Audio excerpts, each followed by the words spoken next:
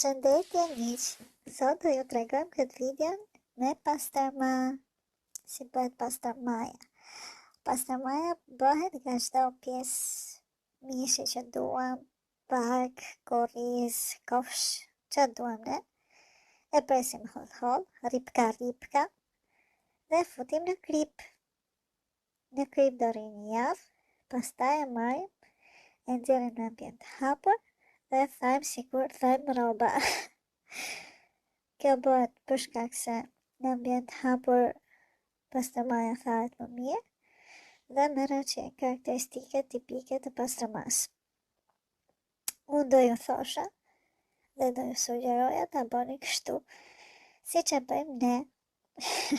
Ju lutem ta shikoni video, ta shijoni nga larg se nga afër ha vet. Nëse ju pëlqen kjo videoja, bëni subscribe për video të tjera. Mirupafshim, faleminderit për shikimin.